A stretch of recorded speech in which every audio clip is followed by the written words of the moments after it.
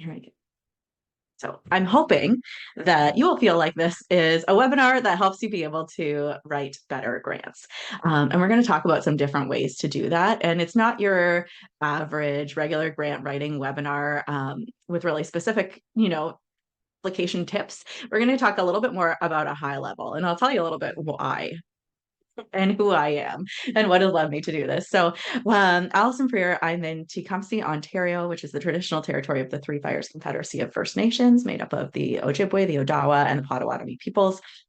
I came from a family of people who volunteered and gave back to the community. And so it was always just part of my DNA, kind of. I've always been involved in service projects and things since I was a young person. And I went to school for psychology and social work. And even while I was in school, I started working in nonprofits, doing some direct service work, mostly with folks who had disabilities. And quickly after school, realized that I liked working at the community level. And through that work, I figured out that, something that you probably all know, nonprofits are notoriously underfunded, and we're really not valued for the work that we do. And so I decided to go back to school, and I studied public policy to try to learn ways that we could talk to funders better and tell them about the important work that we were doing in communities. And so I did that. And then I went on what I call reconnaissance missions, where I worked for funders for about 10 years, and some really large funders like the Ontario Trillium Foundation, and really small funders like micro grants that we were giving out $500. And so I really got a good perspective on the funder experience and what they were looking for. And then continued to work in nonprofits. And I also now I'm a consultant, so I work all externally with nonprofits. I do evaluation and organizational learning primarily. And why am I giving a workshop on grants? Well, I have three little kids. I was feeding my baby in the middle of the night one night. And I was like, one of the things that makes it really hard for organizations to focus on learning and, future planning is the lack of funding. And some of the things, like people ask me to write grants for them or review grants for them all the time. And it's not my passion, but I have knowledge and skills. And I realized that I would really like to be able to pass those along to make it easier for others to write grants. So that's what I'm doing here today, and what I hope to share with all of you.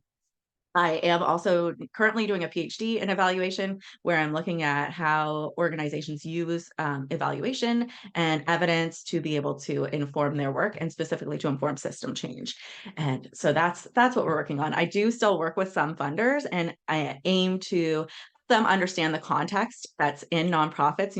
Many of you provided some things that you wish that funders would do more of, and so there were some clear examples of that, which include, the classics like fund the full cost of the work that you do, have sustainable funding practices, have transparent funding practices, but also really an understanding of the context in the sector. And that's one of the things I learned in my work, is that often that's not the case. If people haven't worked directly in nonprofits, and especially in multiple nonprofits, they may not have the perspective of what some of the challenges are.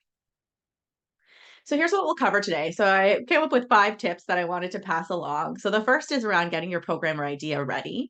And that's really important. And that can happen at any time. And I actually encourage you, if you don't have a funding deadline, now's a great time to start thinking about a program or idea that you can work on it. So we'll talk more about how you do that.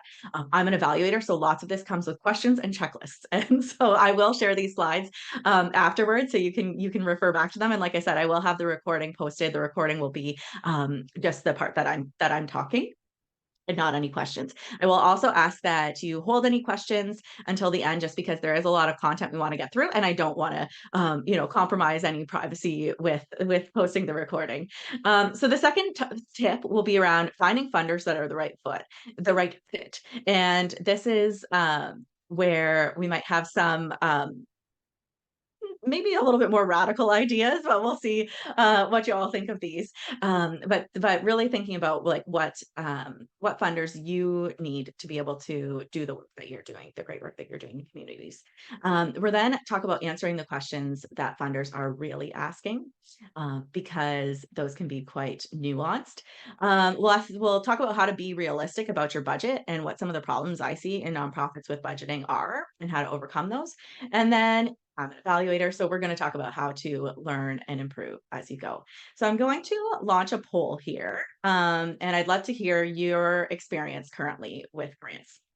So I'll give you a couple minutes just to click on that poll button. Are you super experienced and you can write them in your sleep, or is it something that's totally new to you, or something in between? Um, just to get a sense of our shared experience, because I also, feel free to put questions in the chat as we go. And if you are someone who's more experienced, feel free to answer those questions, because I definitely do not hold all of the knowledge in this area.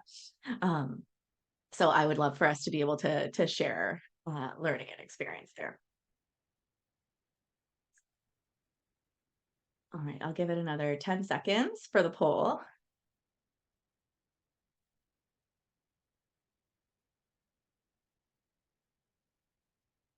Okay, so we've got a good mix here. About almost 60% have written some. 30% can write them in their sleep. That's amazing. So please do feel free to share your knowledge. 6% have been a part of a team but never led them, and about 10% of you are new to this. So welcome. I think I can share the results of that. Okay, so there you go. That's where we're at today. So please do feel free to comment and question in the chat and answer each other's questions and ask each other questions. Okay. So what's the issue? I talked a little bit about this already. There's an issue with understanding. So we're doing great work, but it doesn't always translate to funders. They don't always understand the realities of the sector, the complexities that are going on in the sector. And honestly, this is something I talk to clients about a lot, because a lot of experience, especially lately, is a result of the underfunding that we've experienced in the sector. We have retention issues that are sometimes caused by our funders when they're recruiting our great staff that we've trained into their work. And so, something that I don't think that funders really totally understand the impacts of that, but it's definitely an issue that we're experiencing in the sector. The complexity. So funder processes can sometimes be unclear or not transparent, complex to navigate. They can be really challenging. And then our time, like there's so much great work that you're trying to do in communities, you're underfunded, and finding new funds takes time that takes you away from the real work that you're trying to do in terms of community change. So what can we do? We can share knowledge. That's what I'm trying to do here today, is like tell you about what I have learned through my work and experience. And so I think that's a really important element that we can do. We can choose. I said this a little bit earlier. Funders can't achieve impact without us. So let's be selective about the kinds of funders that we want to work with. And we can demonstrate, build a deep understanding of what works and why, so that you can really make the case and talk about it. And so here's that first piece, is around making the case. And there's two types of evidence. I actually did, when I was at Ontario Trillium Foundation, a whole like half-day workshop on the two types of evidence that you should have to tell a compelling story. I'm going to try to break it down into a couple minutes here. But really they're around the evidence of need and then the evidence of your approach. And both of those help tell the full story of what you're trying to achieve with your work. And so in terms of evidence of need, you want to know and be able to answer the question, how do we know that this is a need? And there are lots of different ways that you can know that. And I think when we talk about funders, and we'll talk a little bit about trust-based philanthropy and where funders are moving to, some of the good funders are moving to, but hopefully they are appreciating and accepting different ways of knowing about things. And so how do you know that this is a need? There can be various different ways to show that. One really simple way that I encourage is to ask your staff. So put it in a staff meeting. If you don't already have a staff meeting, you could start a shared doc and invite people to just put in what gaps do they experience. And you can do this all the time. It doesn't have to be just when you're leading up to a funding application, but you can always have this ongoing, so you can identify any trends with gaps, and be able to understand where things are kind of falling through the cracks. And then the evidence of need also includes talking to your community. I always encourage you, talk to the people that you support, or the people who use, if you're working in the environment, the people who use the spaces that you're working in. Talk to those folks and understand what holds them back. What is making it hard for that to fully participate in the way that you are intending to change the community in? and getting that information from folks. I think as evaluators, we've often said that, things need to be very rigorous and, don't do it if you're not doing it really well. The biggest and most important things are that you're not doing harm. And how you do that is you're transparent with folks about the information that you're collecting from them, why, how you're going to use it. And then you communicate back to them what you've done. And you really actually use what they tell you to try to improve your programs and to change. And so, as you're developing this evidence of need, one thing to keep in mind is that while it will help you apply for funds in the future, it also can help you to make changes to your programs today. So, you don't necessarily have to wait for new funding, depending on what the needs are. So, then around evidence of approach, here we're talking about what works to address the need. And so you might do some research if you have a student. Like, this is one thing that I think sometimes we struggle with finding the right tasks for students. And we want to give them a really meaningful experience. And remember that students are really close to like that research phase. And so they tend to be quite good researchers and sometimes much better than someone who's been out of school for much longer. So you can ask them to do some research on what works, what other organizations are doing in other jurisdictions or that are similar to your work or have similar needs to your work, and how they're addressing those needs, and really understanding the context of what makes your organization similar and what makes you different. And then another key question that I love to ask is, what are your staff doing that's not funded? Because we know that, especially with program funding, we have such little core funding. So when we're talking about program funding, there are elements that are not actually funded, but that need to be done. And a lot of that tends to be around like relationship building. But there could be lots of other things, even, transportation, all kinds of things that your staff might be doing, that they're not actually you're not actually receiving funding for, and you're just kind of absorbing those costs. Figure out what those are and create like a grant application around those to get them funding. Nothing says that you can't do that. And sometimes funders are looking for new ideas, but if this is an idea that's never been funded in the past, then I think you can still make the case that that's a new idea.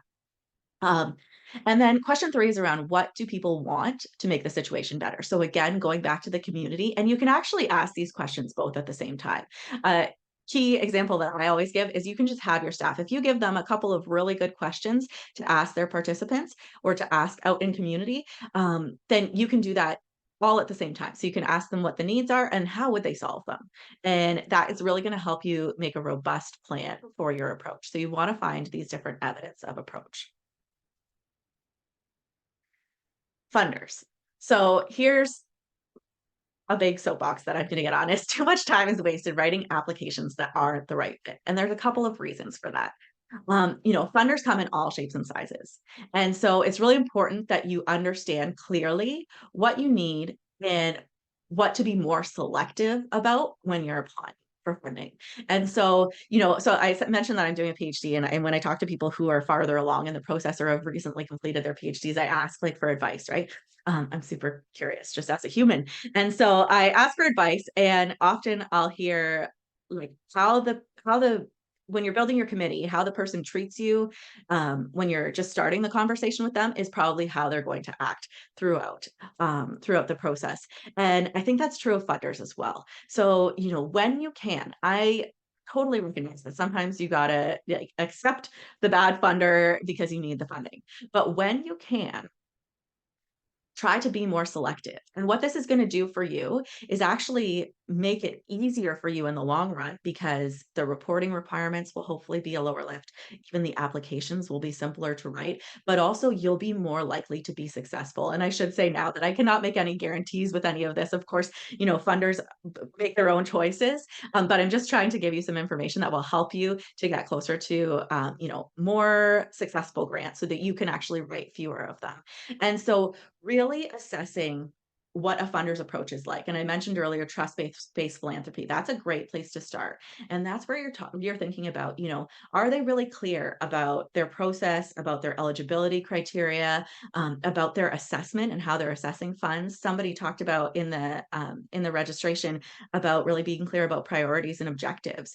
And like, if they are clear about those things, then that's going to help you write an easier grant application. But it also means they're probably clear about other parts of the process as well. Because, isn't it a nightmare when you find out like 2 weeks before that you have to send in this report or this data that you actually haven't been collecting all the way through, or that there's a recognition expectation that you didn't understand from the beginning because it wasn't clear.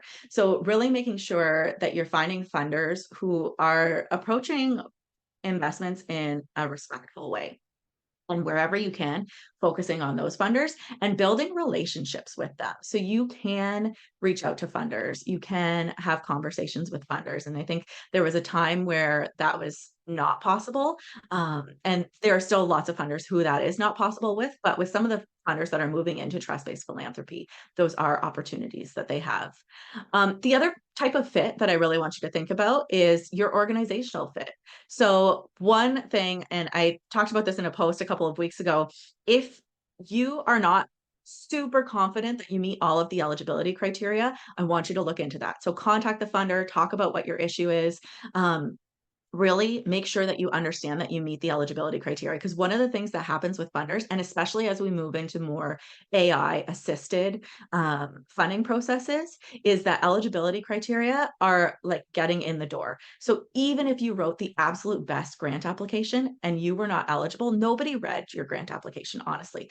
Very unlikely for most funders. And so, that was like, you think about how much time it takes to invest in that. So really, really make sure that you understand your eligibility. One thing I recommend is you can actually create like a checklist, and I would put the eligibility in a column. And then I would say like how confident you are that you meet it, the evidence that you meet it.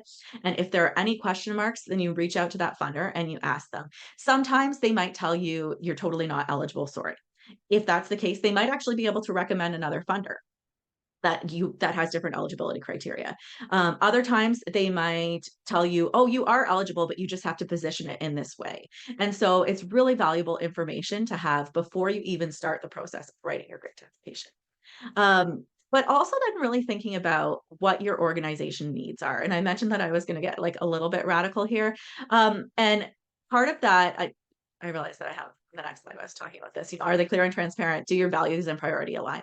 And do they want you to succeed? So part of that understanding the right fit in terms of your organization is around the amounts of funding. And um, one of the things I see that sometimes happens in the sector is a really large organization that has a lot of capacity will still apply for small pots of funding. And what this looks like, it's like a $5,000 grant application. And sure, that $5,000 is going to help you if you're a $15 million organization. And no judgment, like maybe you really do need it, but maybe if you are looking at bigger pots of funding, it's more strategic for your organization because you're not spending all your time on these small applications, but it's also from a community perspective, leaving more space for organizations who have lower capacity to access those funds. And I can tell you, I've also been a member of a grant review team, and it's kind of heartbreaking when the process does not have an equity assessment element in it.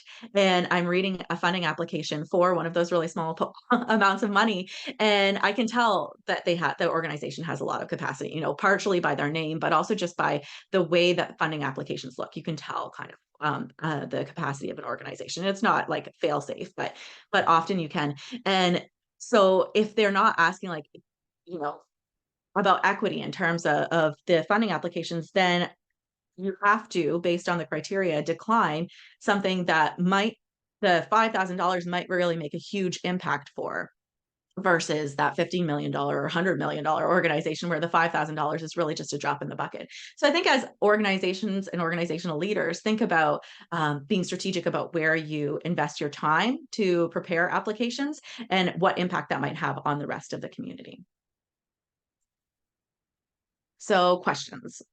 Want to demystify what funders mean by their questions. And I'll remember to keep clicking through as I do this. This is where I talk about checklists all day. So I honestly, and this is just one of the things that I recognize sometimes, like I make it look easy, but it's not necessarily easy. It's processes and tools that I have in my pocket that make it look easy.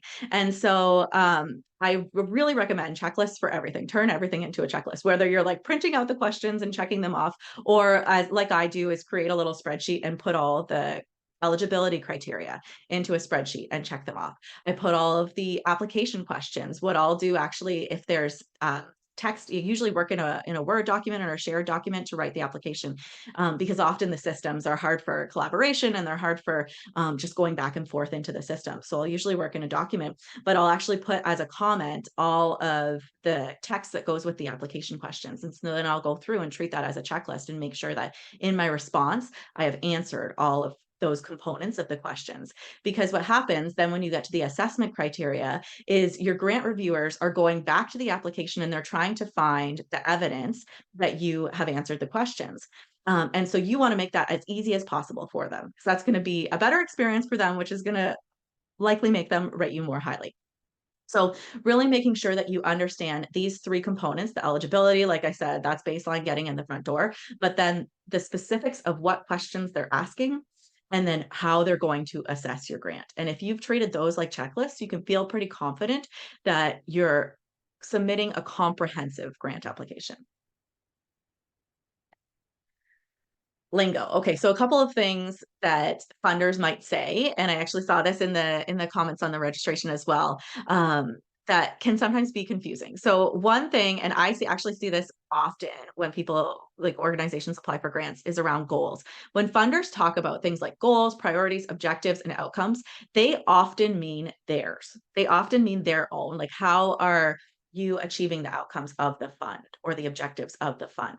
And so what you want to do if they have an application guide or whatever, if they use a word like objective and you haven't seen it, because it's a little bit buried, because that happens sometimes, then I would just do if you're not familiar with tech, a control F, that's a find function, and search in the word objectives. And then find what their objective list is. Because what they often want you to tell you and want you to tell them, and sometimes they're not good at saying this, is that is how you align with their objectives, not your own objectives.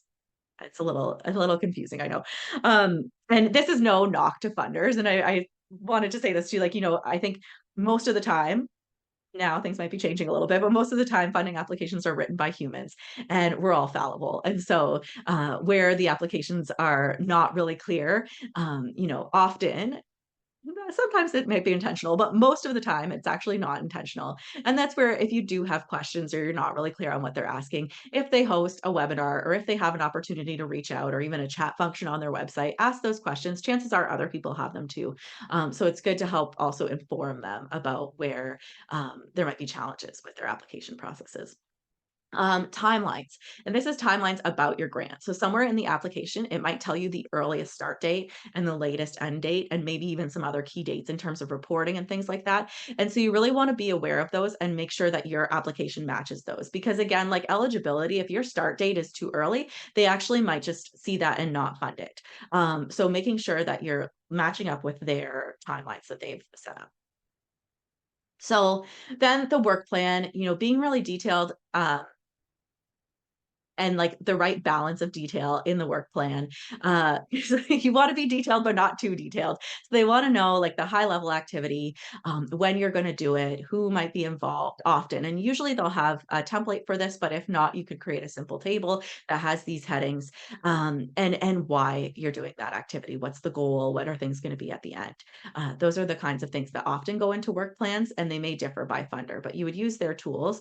And to me, one of the things I want to pass along is like these are things that you can do ahead of time, even when you're not in an active grant application process, so that you have these ready and you can adapt them to what the funder needs are. And so it's a little bit less of you reacting to a funding application process and more of you finding that right fit and those applications that are going to be a good, or those funds that are going to be a good support for the work that you're trying to do.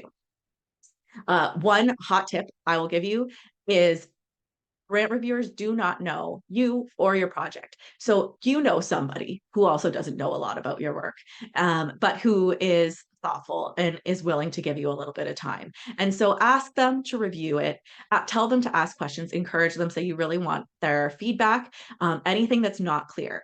Because internally, we often understand, we're talking about lingo, we often understand the language that we use and the context of our work, but others do not. And so you want to assume the grant reviewer knows nothing about what you're doing and really be able to make that case in the clearest way possible. And of course, within word limits, which are a whole other bag of bag of issues.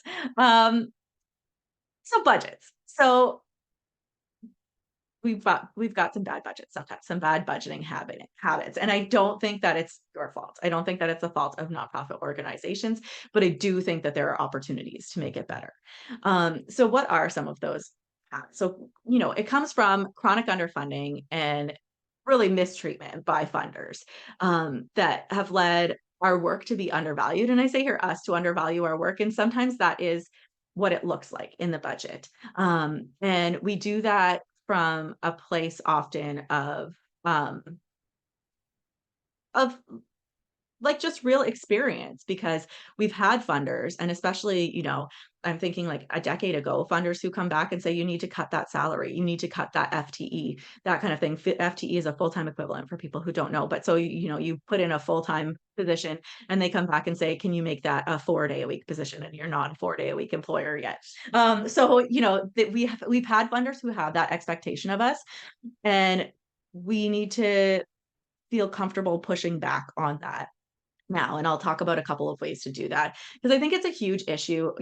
There's evidence and data that shows that our sector is highly educated. We have so much experience. We're passionate and, we deserve decent pay. And so a lot of what the budgeting issues come down to is around pay for our frontline staff, but also for our administrative staff and, for our leaders as well, who tend to end up doing a lot of that unfunded work and often end up um, having trouble with boundaries because of it. So while we're waiting for funders to change and to catch up, a couple of things that we can do that are kind of straightforward. So one is about real costs. We talk a lot about real cost funding, and that includes, if you're not familiar with the landscape, there are things called overhead or indirect costs or administrative costs. And that's one element that is an issue for folks is that some funders have a percentage that they're willing to fund on that. Some funders will not fund any of it, which is like run the other way if you come across one of those funders and you have the power to do that. But even when funders will fund it, it still often does not reflect the actual real cost of doing business. And so I think just asking for it and finding ways to build full costs into your budget. And one like hack that I have for this is that often funders are looking for incremental costs. So I think we need to start changing what we consider indirect or overhead costs. And I think we can do that in some ways with existing funding structures. And so one example is recruitment costs. I rarely see grant applications that include recruitment costs, but if you really think about it, that is a direct cost. If you're recruiting a staff position, I saw something yesterday that said it's $4,000 to $5,000 per position to hire. And so if you're creating a new position and recruiting that staff, build that cost in to your direct cost. It's a direct program cost. And so you might need to have a conversation with your funder about why and what you're doing there. But I think really showing the true costs of the work that we do and those direct, if you have managers who are overseeing a position, then take that portion of their time and include it as a direct cost. It's not just an indirect cost. Indirect costs can be things like keeping the light on, but the real true costs, whether it be capital or human resources or whatever, try to build those into your applications if you can, and just like little nudges that hopefully will get people to come along in the right direction. The other thing that I want you to remember is that if you need to reduce your budget, and there are different reasons that you might have to do this, maybe the funder came to you and asked you to reduce your budget. Really don't love that. So if you can say no. But if there are other reasons, such as you've done all of this work ahead of time and you've built a great program and you have a draft budget for it, and then a funding application process comes up and you recognize that it's less than what you had imagined for that program, then adapt what you're going to deliver to match that budget. So if you're only going to be able to ask for 80% of what you had originally budgeted, then maybe you can only do 80% of the work. And maybe it's plus or minus, like be clear about what's required, but maybe there are elements of the work that have to be removed. And I think so often in nonprofits, we've had this yes attitude where, we've said, yeah, we can pick up the slack, we can do it. And we do. we do it and we do a great job of it. But that leaves us, especially as the economic climate has changed over the past few years, it really leaves us in a position, and this is where things like cost of living increases might need to come into play too. So, are you adapting your workload so that you can give your staff a cost of living increase? Because I think where we're at now, it's super unrealistic to expect staff to, if you're applying for a 5 year or 3 year fund, to be making the exact same amount on day 900 and whatever than they were on day one. So really thinking about how you can adapt things to be able to include that and reflect that back to funder and have honest conversations with funders about what you're doing and why. So you knew it was going to come here because I'm an evaluator, but we want to talk about learning and evaluation. This is my like mantra: always be learning. I like to always learn, and I hope that you do too. Um,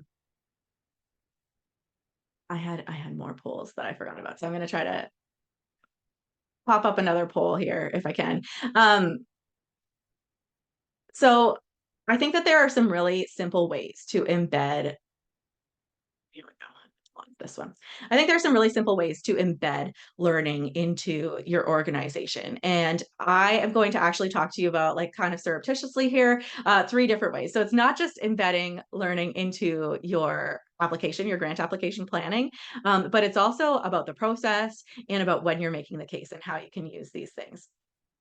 So, um, if you have the chance and you're willing, hop into the pool. What would happen if you could write, what would help you to write better grants? Um, so learning priorities. And so this is specifically for when you're applying for funds. How can you build a learning or evaluation plan in a really straightforward way? Funders love to see that you're planning to learn, you're planning to improve.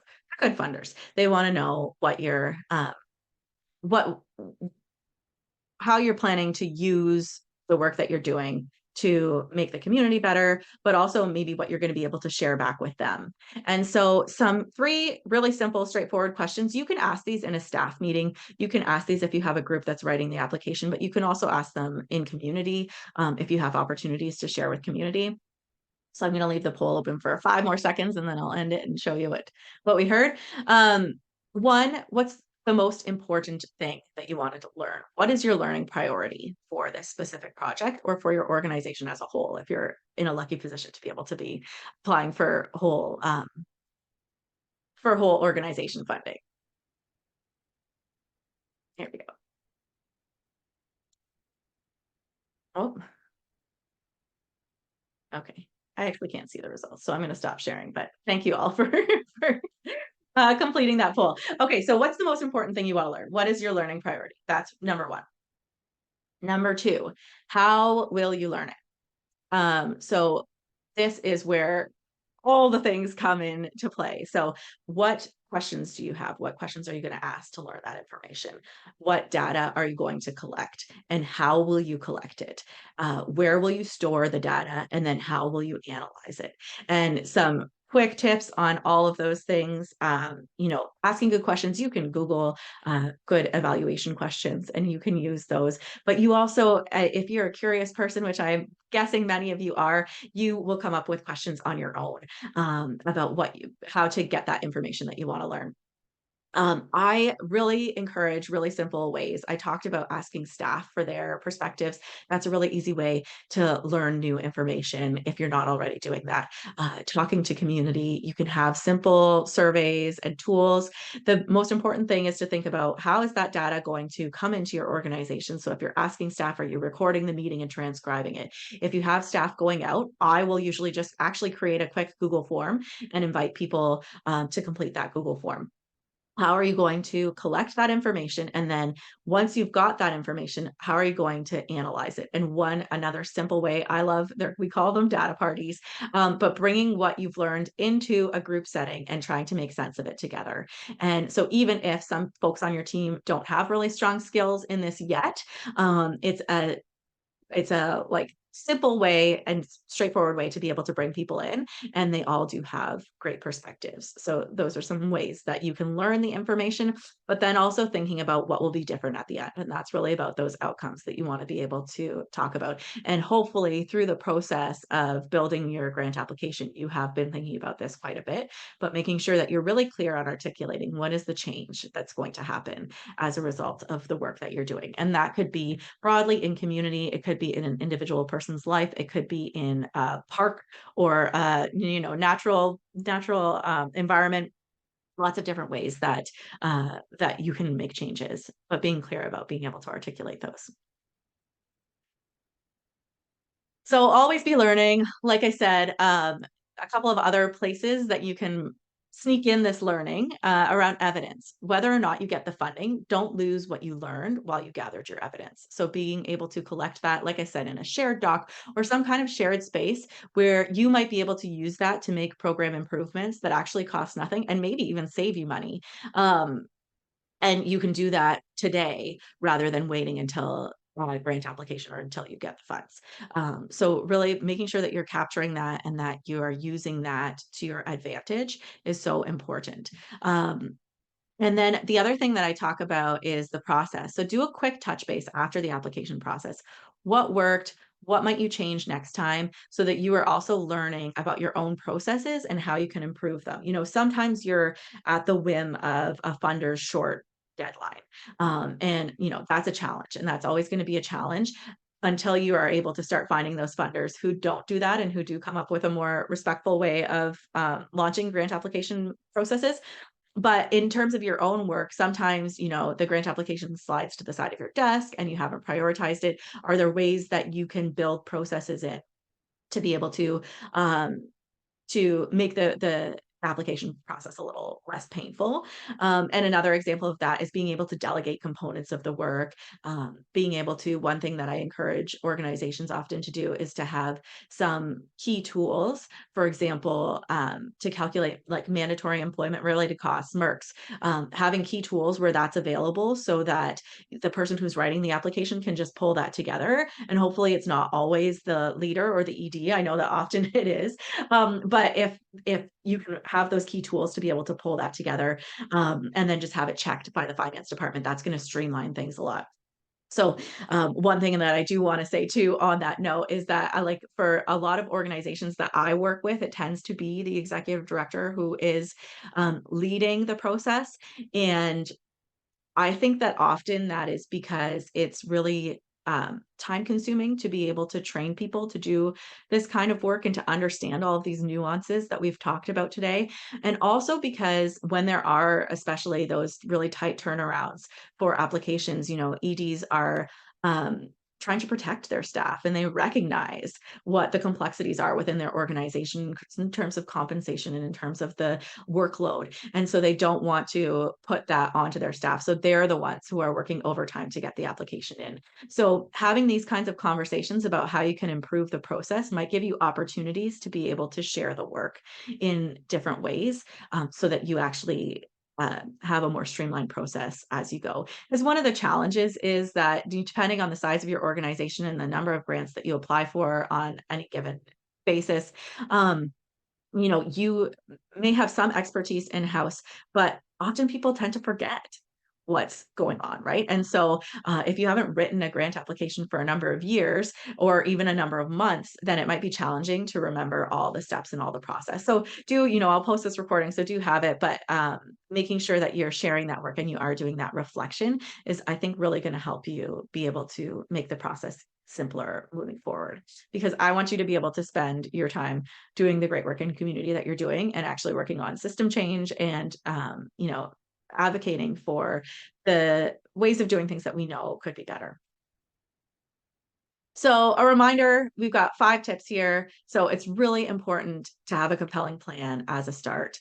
Um, you can be choosy about your funders, and that may feel a little bit challenging, but do definitely remember that that is a choice that you have. And if it's not a choice that you have today because of your funding situation, then work on ways to make it a choice that you can make. And maybe that means really investing good time into um, a bigger pot of fund or one of those really better funders, or maybe it means connecting with the funders that you want to have and reaching out and building relationships with them.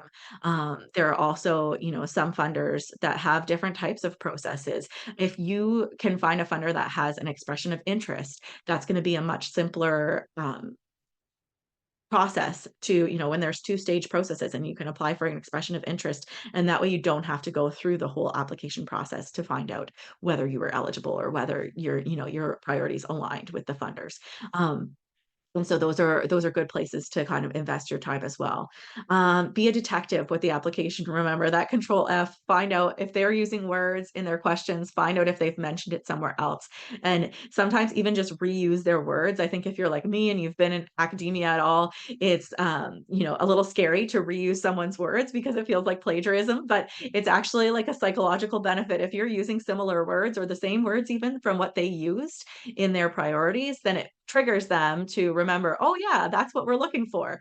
So try to use their words if you can. Change those bad budget habits, so just trying, it's not something that you can do necessarily overnight, but it is something that you can start working on and start making changes in the next application that you fund, or seeking those funders who do understand the sector better and allow for more flexible budgeting.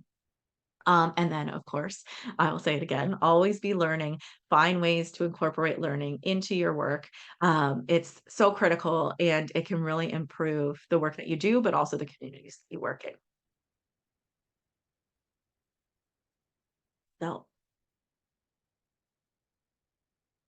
ask me questions.